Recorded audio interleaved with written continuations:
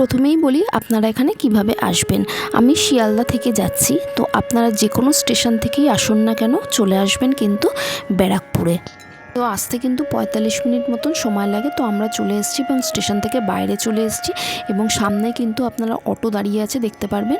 তো এই অটোগুলো যাবে না, আর একটু এগিয়ে দেখবেন যে B3 রেস্টুরেন্টের সামনে গান্ধী মোড় যাওয়ার অটো রয়েছে। তো আপনারা সেখান থেকে গিয়ে গান্ধী মোড়ে নেমে যেতে পারেন এবং উল্টো দিকেই চলে আসবেন গান্ধী মোড় থেকে। তার এই যে রাস্তাটা দেখতে পাচ্ছেন গোপাল মেডিকেল হল, তো এর পাশ দিয়ে আপনারা হেঁটে কিন্তু 5 থেকে 6 মিনিট মতন টাইম লাগবে। তো আমি কিন্তু হেঁটে যাচ্ছি না, একদম ওখান থেকেই টোটো কিন্তু মন্দিরের সামনে নিয়ে যাবে। আপনারা চাইলে কিন্তু গান্ধী মোড়ে নেমে কিন্তু এই রাস্তাটা দিয়ে 5 থেকে 6 মিনিট লাগবে, 10 টাকা ভাড়া লাগবে। আর যদি আপনারা ডাইরেক্ট অন্নপূর্ণা মন্দিরে যান তাহলে কিন্তু 20 টাকা ভাড়া লাগবে। তো আমি কিন্তু এই 20 টাকা ভাড়া দিয়েই এই অন্নপূর্ণা মন্দিরের সামনেই কিন্তু নেমেছি। My lovely viewers, welcome back to my channel. আমি ঝুমা এবং ট্রাভেল উইথ ঝুমাতে সবাইকে ওয়েলকাম।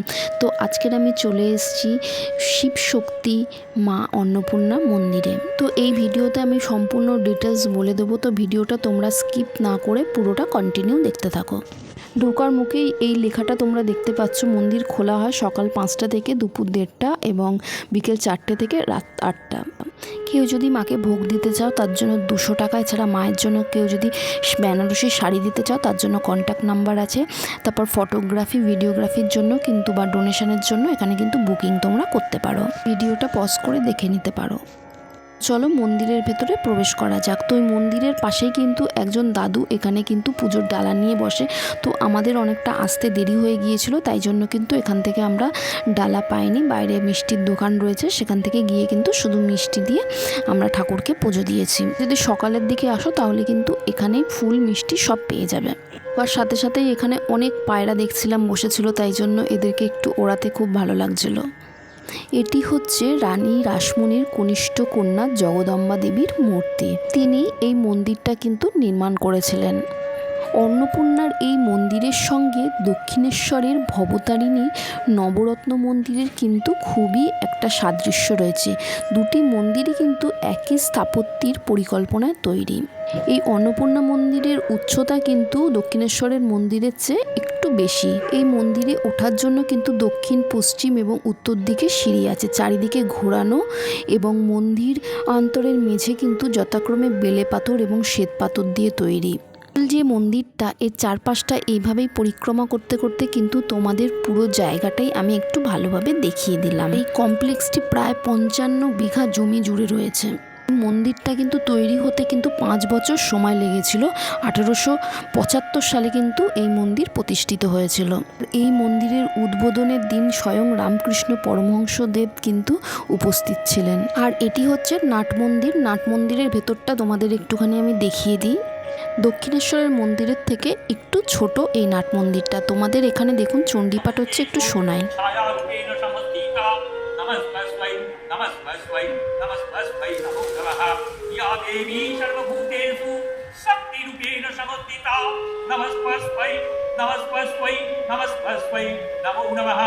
দক্ষিণেশ্বর মন্দির প্রতিষ্ঠা হওয়ার প্রায় 20 বছর পর কিন্তু এই মন্দিরটা প্রতিষ্ঠা হয়। আর তখনকার দিনেই কিন্তু এই মন্দিরটা তৈরি হতে কিন্তু 3 লক্ষ টাকা খরচা হয়েছিল। দক্ষিণেশ্বরে যেমন 12টি আটচালার শিব মন্দির আছে, তো এখানে কিন্তু 6টা শিব মন্দির রয়েছে, এদিকে 3টে আর ওই দিকে 3টে। দক্ষিণেশ্বরের মতনই কিন্তু এখানে একটি গেট রয়েছে, যেটা দিয়ে কিন্তু গঙ্গার স্নানের ঘাট রয়েছে, যেখানে যেতে পারবেন আপনারা। এখানে যে 6টি আটচালার শিব মন্দির রয়েছে, আর এই শিব মূর্তিগুলোর কিন্তু আলাদা আলাদা নাম রয়েছে, যথাক্রমে কল্যাণেশ্বর, কাম্বেশ্বর, কিন্নরেশ্বর, কেদারেশ্বর, কৈলাসেশ্বর ও কপিলেশ্বর। রানী রাসমণি ও তার জামাই মথুরমোহন বিশ্বাস আত্মীয় স্বজন এবং দাসদাসীদের নিয়ে কাশী যাত্রা করছিলেন। তো যাত্রা শুরুর দিনই কিন্তু রাতে তিনি স্বপ্নাদেশ পান কাশী না গিয়ে গঙ্গার পাড়েই মন্দির প্রতিষ্ঠা করতে। তো তখন কাশী যাত্রা থামিয়ে দিয়ে কিন্তু রানী রাসমণি দক্ষিণেশ্বরের মন্দির প্রতিষ্ঠা করেছিলেন। তাই জন্য শোনা যায় যে অন্নপূর্ণা দর্শন না হওয়ায় মদনমোহনের মনে ইচ্ছা ছিল যে দেবী অন্নপূর্ণার মন্দির প্রতিষ্ঠা করার, কিন্তু তার জীবনদশায় তা সম্ভব হয়নি। শেষ পর্যন্ত তার সেই স্বপ্ন পূরণ করেন তার স্ত্রী রানী রাসমণির ছোট মেয়ে জগদম্বা দেবী। তো ভোগ আরতির সময় হয়ে গিয়েছে, ঠাকুরের কিন্তু ভোগ নিয়ে চলে এসছে এবং সবাই যারা পুজোর জন্য ওয়েট করছিল সবার কিন্তু পুজো দিয়ে তারপর কিন্তু এখানে ভোগ আরতি দেওয়া হয়। এখানে ভোগে কিন্তু ঠাকুরকে মাছ দেওয়া হয়। এই মন্দিরের গর্ভগৃহে কিন্তু দেবী অন্নপূর্ণা এবং ভগবান শিবের মূর্তি রয়েছে। আর অন্নপূর্ণা দেবীর মূর্তিটা হচ্ছে কিন্তু অষ্টধাতুর তৈরি, আর সিংহাসনটা কিন্তু হচ্ছে রূপোর। তো আমি এখানে ভালোভাবে ক্লিয়ার ফটো দেখাতে পারিনি তোমাদেরকে, তাই একটা কিন্তু গুগল থেকে ফটো নিয়ে তোমাদেরকে আমি দেখিয়ে দিলাম ঠাকুরের মূর্তিটা আর কি।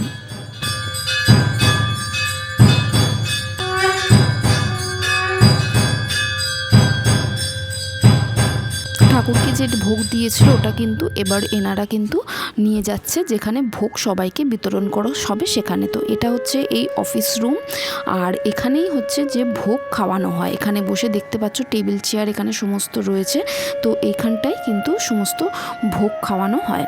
এই মন্দিরের যে বংশধর এখন যে পরিচালনা করছে তার মুখেই এই মন্দিরের হিস্ট্রিটা চলুন একটুখানি শুনে নিই।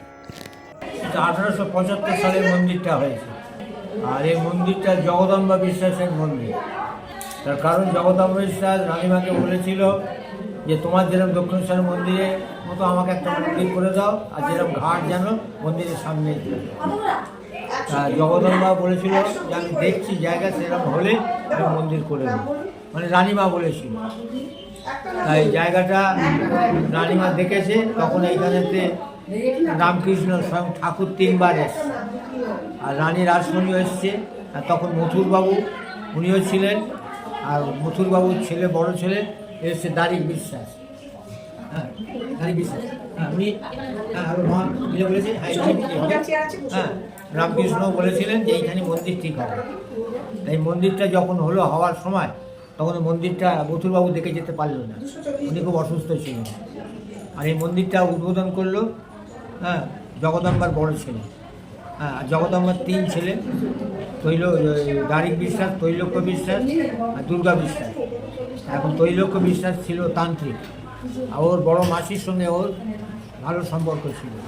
তৈলক্য বিশ্বাস আর পদ্মমিনী রানী রাসমণি বড় মেয়ে মিলে এই মন্দিরটার কেস করেছিল যাতে এই মন্দিরটা না হয়।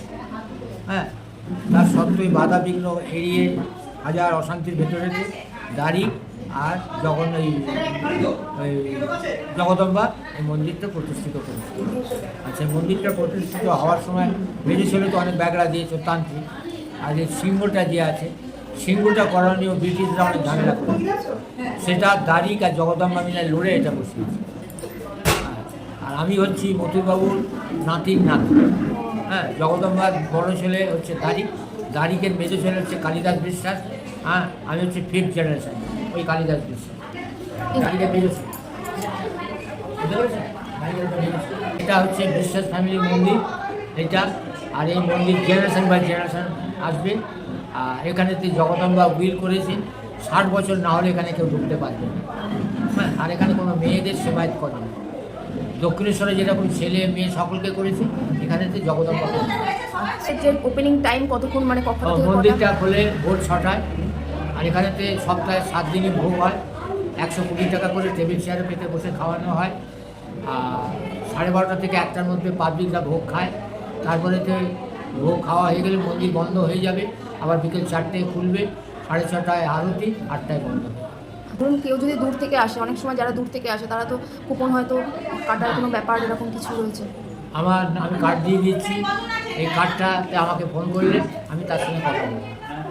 আপনাকে আগের দিন ফোন করে দিলে আপনি তার কুপনটা রেখে দিতে পারেন। এটা হচ্ছে মন্দিরের কার্ড। আপনারা যদি বেশি লোক থাকেন কিংবা যদি মাছ ভোগ গ্রহণ করতে চান তাহলে কিন্তু আগের দিন রাতে এই নাম্বারে কিন্তু আপনারা ফোন করে জানাতে পারেন। আর যদি আপনারা এমনি নর্মাল নিরামিষ খাবার খেতে চান বা 2-3 জন থাকেন তাহলে কিন্তু এখানে এসেই আপনারা টোকন কাটতে পারেন। নিরামিষ ভোগ 120 আর মাছ ভোগ 180, আর বাড়িতে নিয়ে যাওয়ার জন্য কিন্তু পার্সেলের ব্যবস্থা রয়েছে। এর পাশেই রয়েছে কিন্তু ঠাকুরের ভোগ ঘর। এখানে কিন্তু মানে বাইরের লোকের প্রবেশ কিন্তু নিষেধ রয়েছে। তো আমি তোমাদের বাইরে থেকেই একটুখানি দেখিয়ে দিচ্ছি। আমরা এখান থেকে কিন্তু ভোগ প্রসাদের কোনো কুপন কাটিনি, আমাদের যেতে যেতে অনেক বেলা হয়ে যাবে বলে আমরা কিন্তু খাবার সাথে করে নিয়ে গেছিলাম।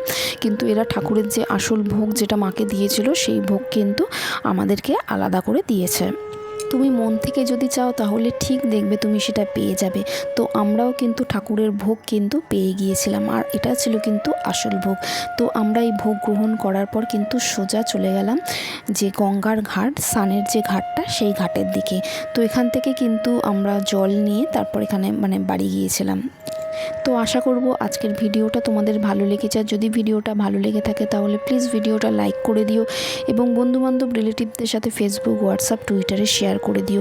আর এরকম আরও ভিডিও পেতে কিন্তু আমার চ্যানেলটিকে সাবস্ক্রাইব করে দিও, আর পাশে থাকা বেল আইকনটা প্রেস করতে একদম ভুলো না।